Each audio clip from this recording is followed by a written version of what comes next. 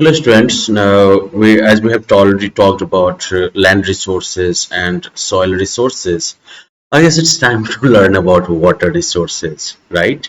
जल संसाधनों के बारे में जानने का time है. Now water is one of the most important natural resources. प्रकृति के द्वारा जो हमें resources provide किए गए हैं, इनमें जो है land, soil, इन सब के साथ जो है water भी सबसे important resources में से एक है. Water is essential for life. आप लोगों ने साइंस में भी पढ़ा होगा, ग्रेड 8 लेवल के साइंस में. ये एक जो प्रोबेबिलिटी बताई जाती है लाइफ के ओरिजिन की, वो प्रोबेबिलिटी जो है वाटर से ही बताई जाती है. Now it exists in three forms on earth. धरती पर जो है ये तीन फॉर्म में ये वाटर जो है वो एग्जिस्ट करता है. Water in lakes, rivers and oceans. Okay, झील, नदियों या समुद्रों में पानी के रूप में. Ice in glaciers and polar ice caps. Glacier और पोलर आइस कैप्स में जो है आइस के फॉर्म में, यानी कि सॉलिड के फॉर्म में. And then water vapour in the atmosphere. और हमारे एटमॉस्फेयर में जो है ये वाष्प के रूप में, वाटर वेपर के रूप में जो है ये वाटर जो है वो मौजूद रहता है. तो बेसिकली लाइक कि पानी जो है वो अपने तीनों form, liquid, solid and gas, तीनों फॉर्म में जो है पानी मौजूद है हमारी अर्थ पे. Now, about almost 2/3 of the earth is covered. लगभग धरती का 2/3 हिस्सा जो है वो पानी से भरा हुआ है. Of course, remember like 30% is land, right? तो 30% सिर्फ land है, बाकी सब क्या है? पानी है. Now, though water is present in such a large volume on the earth, yet we cannot use the whole of it as it is not potable.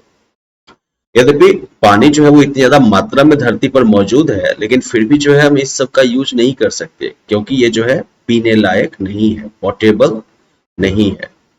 Water in the oceans and seas constitutes 97% of the total water. हमारे महासागरों में और सागरों में जो पानी है वो हमारे टोटल अर्थ के पानी का 97% है. But we can not use it. लेकिन हम इसे यूज नहीं कर सकते एज इट इज सेलाइन. ये जो है नमकीन पानी है, खारा पानी है. तो कुल मिला के हमारे हिस्से क्या बचा? तो well that leaves us with 3% of fresh water. हमारे पास सिर्फ जो है 3% जो है फ्रेश वाटर रहा, लेकिन इसमें भी लोचा है. Out of this 2% of water is deposited in the form of ice on the hill tops and glaciers. इस 3% में से 2% जो है वो पहाड़ियों और ग्लेशियर्स में जो है बर्फ के रूप में जमा हुआ है. तो अब उस बर्फ को भी तो आप तोड़ तोड़ के नहीं खाएंगे ना. So this water is also not usable. ये पानी भी आपके काम का नहीं है.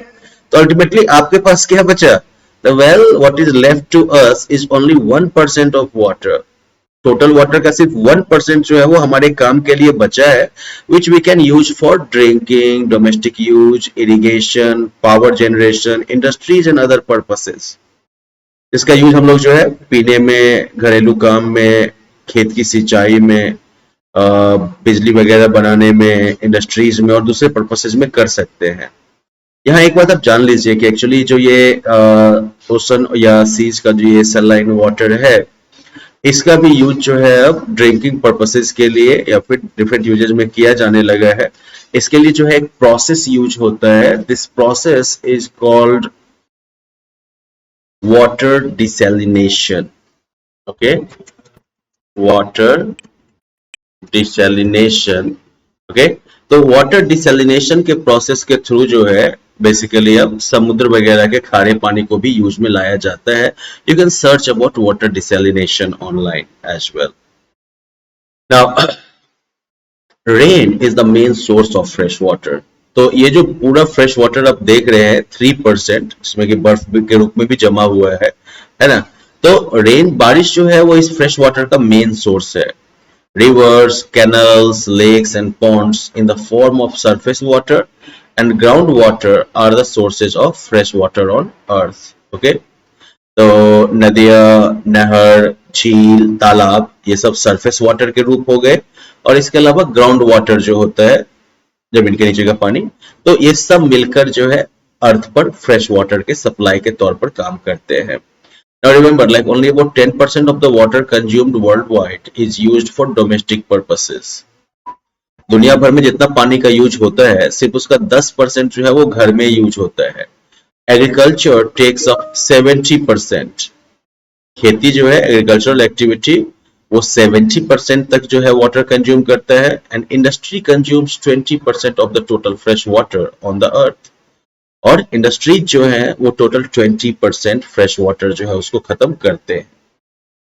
तो चलिए वाटर एज ए रिसोर्स तो हम लोगों ने समझ लिया, इसके डिस्ट्रीब्यूशन के बारे में जान लिया। अब लगे हाथ हम लोग जो है वाटर साइकिल के बारे में भी बात कर लेते हैं। Now, water cycle is something that you are already familiar with. आप जो है पिछली क्लासेस में भी पढ़ चुके होंगे वाटर साइकिल के बारे में। Now, water in the seas, lakes, rivers and streams gets heated by the sun and changes into water vapor. समुद्र में, झील में, नदियों में या धाराओं में जो पानी होता है वो सूरज की धूप में गर्म होता है और वाटर वेपर में बदल जाता है। Now, this water vapor mixes with the air and rises up. अब ये जो भाप जो होता है वो हवा के साथ मिलके ऊपर जाता है। The air is cooler higher up, so this cools the water vapor and they condense to form tiny drops of water. अब ऊपर जैसे आपको पता है ना, जैसे जैसे आप ऊपर जाते हैं टेम्परेचर कम होता जाता है, तो ऊपर की हवा जो होगी वो ठंडी होगी। ओके, तो ऊपर की जो ठंडी हवा होती है वो उस वाटर वेपर को भी ठंडा करती है और फिर वो वाटर वेपर जो है वो कंडेंस होकर जो है छोटे छोटे पानी के ड्रॉप्स बनाते हैं। जब बहुत सारे ऐसे ड्रॉप्स एक साथ इकट्ठा होते हैं then they form a cloud, तो वो क्या बनाते हैं? क्लाउड बनाते हैं। Now, as the drops pass through cooler air, they cool down further and water droplets become heavier. अब ये क्लाउड के फॉर्म में जो ये वाटर ड्रॉप्स अभी गैदर हुए हैं ये और ठंडी हवा से होकर जो है गुजरेंगे और थोड़ा ऊपर जाएंगे और ठंडी हवा से होकर गुजरेंगे और इनका टेम्परेचर जो है वो और कम होगा और ऐसे में ये वाटर ड्रॉपलेट्स जो है उनका साइज जो है वो बड़ा होने लगेगा। Now when they become so heavy that they cannot hold together, they come down on earth as rain. अब धीरे धीरे कंडेंस होते होते जब ये वाटर ड्रॉपलेट्स जो हैं वो इतने बड़े हो जाते हैं और इतने हेवी हो जाते हैं कि बेचारे अब हवा में नहीं टिके रह सकते, तब वो क्या होता है? अर्थ पर वो रेन के फॉर्म में नीचे आते हैं। फिर क्या होता है? तो well then this rain water again goes back into oceans, rivers, lakes, ponds and streams, right? ये बारिश का पानी जो है फिर से वही समुद्र, नदी, झील, तालाब सब में जाएगा। It evaporates again and the process goes on. और फिर ये भाप बन के उड़ेगा और ये प्रोसेस जो है लगातार चलता रहता है। This continuous process of evaporation and condensation of water and water vapors is called water cycle. तो ये जो लगातार ये evaporation और condensation का जो ये प्रोसेस चलता रहता है इसी को कहते हैं water cycle. Now, the amount of fresh water available for use may sometimes vary according to the consumption of a region. जो फ्रेश वाटर अवेलेबल होता है आपके लिए तो उसकी मात्रा जो है वो अलग अलग हो सकती है, उस क्षेत्र में पानी का कितना डिमांड है, कितना कंजम्पशन है, इस बेसिस पर। But the water cycle keeps this amount stable. लेकिन वाटर साइकिल जो है वो इसको स्टेबल रखता है। Now here is another demonstration of water cycle. Now here you can see basically जो है evaporation के थ्रू पानी जो है वो ऊपर जा रहा है, right? You can see here water evaporate होकर ऊपर जाता है, वाटर वेपर जो है फिर कंडेंस होता है, कंडेंस होकर जो है ये क्लाउड फॉर्म करना शुरू करता है धीरे धीरे। क्लाउड जो है वो काफी हेवी होता है, हेवी होने के बाद जो है फिर ये रेन के फॉर्म में नीचे आता है। फिर से जो है ये वाटर जो है वो कह सकते हैं कि कुछ पानी इसमें से जो है नीचे जो है चला जाएगा, परकुलेट करके जो है अंडरग्राउंड वाटर में चला जाएगा। फिर ये वाटर जो है वो रूट्स के द्वारा एब्जॉर्ब होगा, फिर रूट से ट्रांसपायरेशन के थ्रू जो है भाप बन के ये हवा में पहुंचेगा। इधर से फिर से जो है तालाब, नदी, झील का पानी जो है इवेपोरेट होकर ऊपर पहुंचेगा।